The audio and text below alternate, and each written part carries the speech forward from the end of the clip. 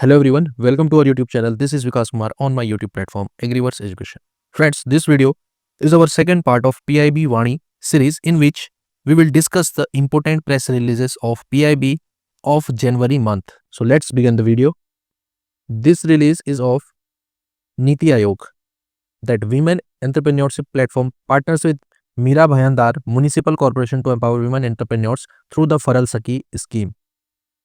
Meera Bhayandar municipal corporation, Maharashtra का एक जगह है मीरा भयांदार, तो वहाँ का जो म्युनिसिपल कॉरपोरेशन है, इन लोगों ने नीति आयोग का जो वीमेन एंटरप्रेन्योरशिप प्लेटफॉर्म है इसके साथ कोलैबोरेट किया है और एक फरल सकी इनिशिएटिव को लॉन्च किया है जिसके अंदर अवार्ड दिया जाएगा एंड इसके साथ साथ जो वीमेंस हैं उनको फाइनेंशियल एक्सेस दिया जाएगा, मार्केट लिंकेज उनकी ट्रेनिंग कराई जाएगी, मेंटरशिप और इसके अलावा जो बिजनेस डेवलपमेंट स्ट्रेटजीज हैं वो भी उनको बताई जाएंगी जो डिफरेंट विमेन एंटरप्रेन्योर्स हैं of the Mira Bhayandar city of Maharashtra.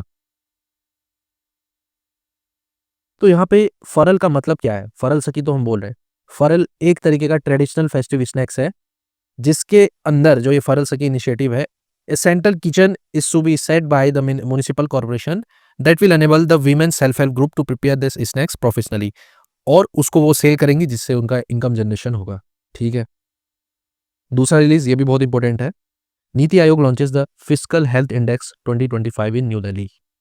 तो इसके अंदर 5 सब इंडाइसेस है फिस्कल हेल्थ इंडेक्स के अंदर। एक है quality of expenditure, revenue mobilisation, fiscal prudence, debt index and debt sustainability. तो ये 5 इसके सब इंडाइसेस है। तो इसके अंदर इंपॉर्टेंट क्या होता है जो ऑब्जेक्टिव के पर्पज में पूछा जा सकता है कि कौन सा स्टेट है जो टॉप किया है फिस्कल हेल्थ इंडेक्स 2025 में। तो नंबर 1 स्टेट है Orissa, followed by Chhattisgarh and Goa.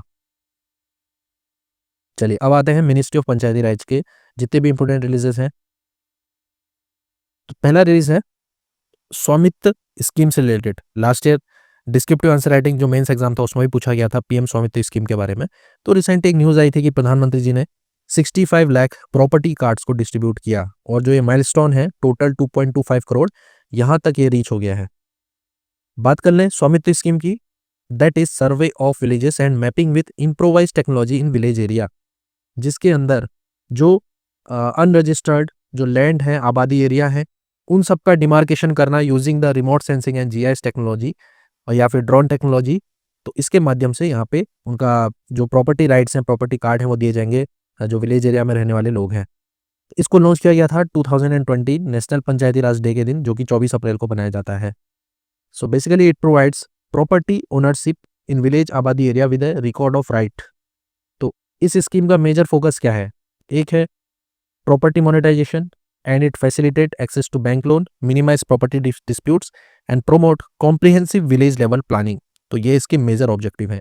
तो जो ये प्रॉपर्टी कार्ड दिया जाता है इसके वेरियस नाम है अलग अलग जगह में, जैसे आपका हो गया प्रॉपर्टी कार्ड है या घरौनी है, अधिकार अभिलेख है, तो ऐसे करके अलग अलग नाम है, या भूमि पत्ता है। यहाँ पे स्वामित्व स्कीम की क्यों जरूरत पड़ी?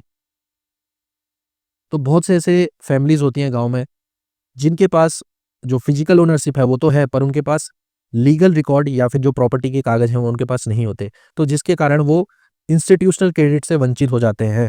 तो इस चीज़ को बढ़ाने के लिए, उनके जो इंस्टीट्यूशनल क्रेडिट है उसको बढ़ाने के लिए रूरल इंडिया में जो ये लैंड का एक स्वामित्व स्कीम लाई गई थी, जिससे जो विलेज लेवल पे जो इकोनॉमिक एम्पावरमेंट है और जो रूरल एरिया में रहने वाले लोग हैं उनको लीगल ओनरशिप देना, ये इसका मेजर ऑब्जेक्टिव था।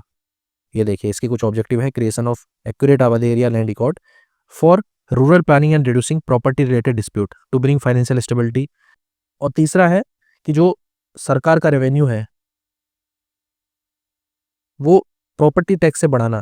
देखो जितना लीगल राइट बढ़ेगा वो लोग टैक्स भी भरेंगे, प्रॉपर्टी टैक्स, तो उससे अल्टीमेटली स्टेट गवर्नमेंट और जो स्टेट सर्कल डिपार्टमेंट है उनको इससे इनकम होगी। And it also support the preparation of better quality gram panchayat development plan GPDP by making use of GIS maps. तो ये इसके मेजर ऑब्जेक्टिव हैं। एरिया ऑफ इम्पैक्ट यहाँ पे दे रखे हैं, वीमेन एम्पावरमेंट है, लैंड डिस्प्यूट रेजोल्यूशन है, फाइनेंशियल इंक्लूजन है, ग्राम पंचायत डेवलपमेंट प्लांट है, सस्टेनेबल हैबिटेट है। तो ये इसके कुछ मेजर ऑब्जेक्टिव हैं। Environment, forest and climate change के भी कुछ इंपॉर्टेंट रिलीजेस हैं। ये है आपका ग्रीन हाउस गैसेस से रिलेटेड कि 7.93% का यहाँ पे ड्रॉप हुआ है जो recently fourth biennial update report आई थी BUR4, इसके अंदर बताया गया कि जो इंडिया का ग्रीन हाउस एमिशन है 2020 में 7.93% डिक्रीज हुआ है एज कम्पेयर टू 2019। तो इंडिया क्या करता है बेसिकली, जो ये बाइनियल अपडेट रिपोर्ट है इसको सबमिट करता है UNFCCC को एवरी 2 ईयर्स। पता होगा आपको कि COP26 हुआ था, या बोलने पेरिस एग्रीमेंट जो हुआ था, उसके अंदर इंडिया ने यहाँ पे एक प्लेज लिया है कि वो नेट जीरो एमिशन करेंगे अप टू 2070 तक। इसके लिए उन्होंने नेशनली डिटरमाइंड कंट्रीब्यूशन भी दे रखा है, NDC जिसको बोला जाता है। ये तो पेरिस एग्रीमेंट का पार्ट है, जब 2016 में हुआ था जो पेरिस एग्रीमेंट, वहाँ पे इंडिया ने बोला था कि एमिशन इंटेंसिटी को 33 to 35% डिक्रीज कर देंगे बाय 2030 एंड 40% जो पावर कैपेसिटी है वो non fossil fuel base capacity यहाँ पे जनरेट करेंगे अप टू 2030। तीसरा है कार्बन सिंक को बढ़ाना है 3 billion tons and boost climate resilience in agriculture, water and health. तो इंडिया का ये मेजर जो आप बोल सकते हैं टारगेट है 2016 का जो पेरिस एग्रीमेंट हुआ था, वहाँ पे जो NDC इन्होंने सबमिट किया था इंडिया ने। UNFCCC की बात करें तो ये 1994 से काम कर रहा है। इसके साथ साथ ये जो कॉन्फ्रेंस और पार्टीज की जो मीटिंग्स होती हैं उसको ये ऑर्गेनाइज कराता है। तो जो पेरिस एग्रीमेंट का मेन यहाँ पे जो एम था, उसके अंदर जो सबने पढ़ लिया था कि जो ग्लोबल एवरेज टेम्परेचर इंक्रीज है उसको बिलो 2% करेंगे और फोकस किया जाएगा कि 1.5% से नीचे ग्रीन हाउस गैस एमिशन को रोका जाए as compared with the pre industrial level. ठीक है, तो ये अब यहाँ पे है ग्रीन हाउस गैसेस एमिशन पे कौन कौन सा सेक्टर कंट्रीब्यूट कर रहा है। एनर्जी सेक्टर आपका 76% कंट्रीब्यूट करता है, फॉलोड बाय एग्रीकल्चर सेक्टर जो 14% कंट्रीब्यूट कर रहा है। Industrial process and product use आपका 8%, वेस्ट मटेरियल जो है वो है 2% कंट्रीब्यूट कर रहा है। अब इंडिया ने यहाँ पे क्या क्या टारगेट रखे हैं, एक लॉन्ग टर्म लो green house gas emission development strategy LT-LETS, ये इन्होंने एक सस्टेनेबल डेवलपमेंट को लेकर जो क्लाइमेट चेंज है और जो ग्रीन हाउस एमिशन गैस है उसको कम करने के लिए ये इसके अंदर 7 स्ट्रेटेजीज बनाई हैं। एक तो है कि low carbon development of electricity system, दूसरा है लो कार्बन ट्रांसपोर्ट सिस्टम, तीसरा है promoting adaptation in urban design, energy and material efficiency in building sustainable urbanisation, CO2 removal, enhancing forest and vegetable cover. इसके साथ साथ जो लॉन्ग टर्म ट्रांजिशन है to net zero by 2070, उसके लिए भी बहुत सारे इनिशिएटिव चलाए जा रहे हैं, रिन्यूएबल बेस्ड एनर्जी पे फोकस किया जा रहा है। तो ये इसके कुछ मेजर जो स्ट्रेटजीज हैं वो इसके अंदर है। अगला है ministry of mines, national critical mineral mission, बहुत इंपॉर्टेंट है। इसके अंदर सरकार का टोटल आउटले है 34,300 करोड़ रुपीस। तो क्रिटिकल मिशन के अंदर जो आपका फोकस किया जाएगा, जो मिनरल एक्सप्लोरेशन है, माइनिंग है, उसकी प्रोसेसिंग हो गया, उसकी एंड ऑफ लाइफ प्रोडक्ट्स हो गए, तो उस पर फोकस किया जाएगा, जिससे जो उसका यूज़ है वो बहुत सारे वेरियस सेक्टर्स में किया जाएगा। अब है ministry of stats and programme implementation के मेजर रिलीजेस। पहला है आसूस 2023-24, ये एक सर्वे है जिसके अंदर जो अनइनकॉर्पोरेटेड नॉन एग्रीकल्चर सेक्टर है उसका कंट्रीब्यूशन देखा जाता है कि उनका क्या स्टेटस चल रहा है, इंडिया में कितना कंट्रीब्यूशन है GDP में। तो ऐसे ही कुछ यहाँ पे डेटा दिया गया है कि अनइनकॉर्पोरेटेड सेक्टर में ग्रोथ देखने को मिल रही है। इसका पहले था आपका बता दिया जाए 2023-24 में ये 7.34 करोड़ हो गया है। इससे पहले फाइनेंशियल ईयर में था 6.5, यानी कि 12.84% इंक्रीज हुआ है अनइनकॉर्पोरेटेड सेक्टर्स में। इसके साथ साथ GVA की बात करें, GVA में भी इंक्रीज हुआ है 16.52%। Female owned proprietary establishment increases from 22.9 to 26.2। जो नए एंटरप्रेन्योर्स या नए जो रजिस्ट्रेशन हो रहा है, नए यूनिट्स खुल रही है वीमेन ओन्ड प्रोप्राइटरशिप, तो उसमें भी इंक्रीज देखने को मिला है, 26% इंक्रीज हुआ है। GVA की बात करें, GVA पर वर्कर जिसको एक मेजर माना जाता है लेबर प्रोडक्टिविटी का, तो 1,49,742 इतना यहाँ पे ग्रॉस वैल्यू एडेड पर वर्कर्स है, जिसको लेबर प्रोडक्टिविटी भी कहा जाता है। ई-सांख्यिकी, इसने record 100 million record milestone set किया है, जिसके अंदर national account stats, price stats, NSS survey, economic census, index of industrial production, तो ये कुछ डेटा पाए जाते हैं। तो ये ई-सांख्यिकी के अंदर इतना जो 100 मिलियन रिकॉर्ड है इतना अचीव कर लिया है। ठीक है, अब देखिए ये बहुत इंपॉर्टेंट है, हाउस होल्ड कंजप्शन एक्सपेंडिचर सर्वे 2023-24। तो इसके अंदर कितना एक्सपेंडिचर हो रहा है अर्बन एरिया में, आपके रूरल एरिया में, वो यहाँ पे रिलीज किया जाता है। तो इसका यूज़ कहाँ पे होगा? पहला यूज़ है कि to measure poverty, inequality and social exclusion. Rural और अर्बन की बात करें तो मंथली पर कैपिटा एक्सपेंडिचर जो है रूरल एरिया का 2023-24 में था 4122 और अर्बन में है 6996। ये इंपॉर्टेंट रहेगा आपका अगर आप पॉवर्टी वाला कुछ सब्जेक्टिव आंसर राइटिंग कर रहे हैं। दूसरा है अर्बन रूरल गैप इन एमपीसीई, ये भी डिक्लाइन हुआ है। पहले था ये 84% 2011-12 में, 2023-24 में हो गया ये 70%। इसके साथ साथ जो गिनी कोफिशिएंट है, गिनी कोफिशिएंट ऑफ कंजप्शन एक्सपेंडिचर, ये भी डिक्लाइन हुआ है। रूरल एरिया की बात करें तो 0.23 है और अर्बन एरिया में है 0.28। एक और डेटा जो बहुत इंपॉर्टेंट है, the lowest urban rural gap, ये देखा गया केरला में अबाउट 18% और सबसे ज्यादा हाईएस्ट है झारखंड में 83%। इसके बाद है मिनिस्ट्री ऑफ फाइनेंस के इंपॉर्टेंट रिलीजेस और बेसिकली इसमें जो आपका इकोनॉमिक सर्वे है उसका डेटा होगा। एक है आपका बैंक नेट जो कि ई ऑक्शन पोर्टल को लॉन्च किया मिनिस्ट्री ऑफ फाइनेंस ने। दूसरा है ग्रामीण भारत महोत्सव 2025, जिसके अंदर विकसित भारत को लेकर रेजिलिएंट रूरल इंडिया के क्या क्या ऑब्जेक्टिव्स हैं, ग्रामीण भारत पे फोकस किया जाएगा। एक है FIU India, financial intelligence unit India, इन्होंने MOU साइन किया है IRDAI के साथ फॉर एंटी मनी लॉन्ड्रिंग। चलिए आते हैं इकोनॉमिक सर्वे में। इंडिया का रियल GDP एस्टिमेट किया गया है 6.4% रहेगा FY25 में, जो ये वाला चल रहा है हमारा। And the real GDP growth FY26 का एक्सपेक्ट किया है 6.3 to 6.8 के बीच में रहेगा। सर्विस सेक्टर का कंट्रीब्यूशन इन GVA ये भी इंक्रीज हुआ है। जो ये फाइनेंशियल ईयर चल रहा है इसमें 55% सर्विस सेक्टर का कंट्रीब्यूशन चल रहा है। रिटेल हेडलाइन इन्फ्लेशन ये भी कम हुआ है आपका 4.9%। Gross non performing asset 2.6% of gross loan, ये भी डिक्रीज हुआ है।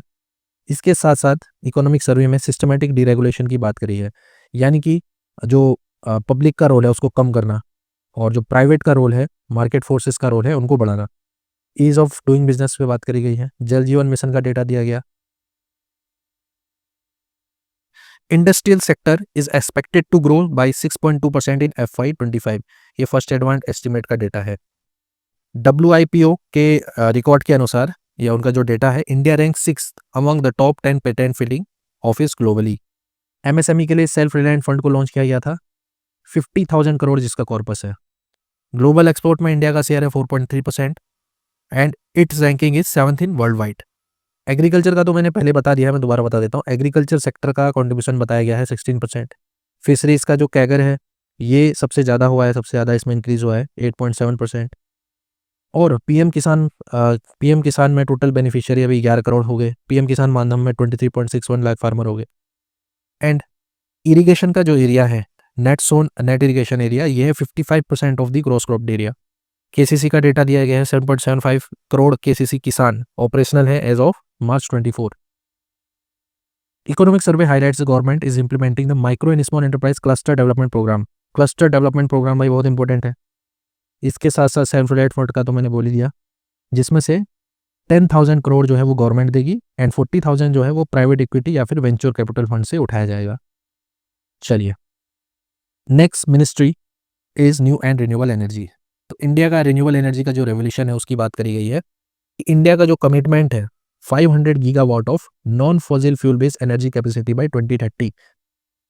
एग्जाम से पूछा जा सकता है कि जो ये टारगेट है कौन से ईयर तक है, तो 2020 इसका राइट आंसर होगा। तो एज ऑन 20 जनवरी 2025 इंडिया का जो non fossil fuel based energy capacity है वो 217 गीगावाट तो ऑलरेडी हमने अचीव कर लिया है। एंड जितना भी यहाँ पे रिन्यूएबल एनर्जी का सोर्स है उसमें सबसे ज़्यादा कॉन्ट्रीब्यूशन है सोलर एनर्जी का and it accounts for 47% of the total installed renewable energy capacity. ठीक है, तो ये एक चीज़ है। तीसरी बात कि कौन कौन सा स्टेट टॉप है भाई, Rajasthan, Gujarat and Tamil Nadu that contribute 71% of India's total utility scale in solar installment. तो मिनिस्ट्री ने बहुत सारी स्कीम्स चलाई गई हैं, जैसे ग्रीन हाइड्रोजन मिशन है जिसके अंदर इसको लॉन्च किया गया था 2023 में। And the main objective is to focus on development of indigenous technology of green hydrogen production, infrastructure for storage, transportation and utilisation. और इसका टोटल इन्वेस्टमेंट है 8 लाख करोड़। और यहाँ पे एक एक्सपेक्टेशन लगाया जा रहा है कि 2030 तक जो टोटल हमारा ग्रीन हाइड्रोजन कैपेसिटी है वो 5 मिलियन मेट्रिक टन इतना हम अचीव करेंगे। और इसके साथ साथ ये जॉब भी क्रिएट करेगा ऑलमोस्ट 6 लाख। मैन्युफैक्चरिंग एक्सपेंसेस जो सोलर फोटोवोल्टिक सेल है, विंड टर्बाइन्स है, तो उनकी ज़रूरत पड़ेगी, मार्केट में डिमांड होगी तो उनका मैन्युफैक्चरिंग भी बढ़ेगा। ठीक है, इसके साथ साथ ग्रिड इंफ्रास्ट्रक्चर डेवलपमेंट। अब यहाँ पे एक और स्कीम जैसे पीएम कुसुम स्कीम है, पीएम सूर्य घर मुफ्त बिजली स्कीम है, नेशनल बायो एनर्जी मिशन है, तो ये भी बहुत इनिशिएटिव है कुछ जो रिन्यूएबल एनर्जी पे काम कर रहे हैं। तो नेशनल ग्रीन हाइड्रोजन मिशन के बारे में मैंने ऊपर यहाँ बताया था, 2023 जनवरी में इसको लॉन्च किया गया था। इसका टोटल आउटले है 19,744 और इसका टारगेट क्या है, 5 million metric tonne per annum का हमको कैपेसिटी जनरेट करना है। 8 लाख करोड़ इसमें टोटल कॉर्पस है, 6 लाख जॉब ये क्रिएट करेगा और 1 lakh crore cumulative reduction in fossil fuel import. ठीक है, तो ये कुछ इसके मेजर ऑब्जेक्टिव्स हैं।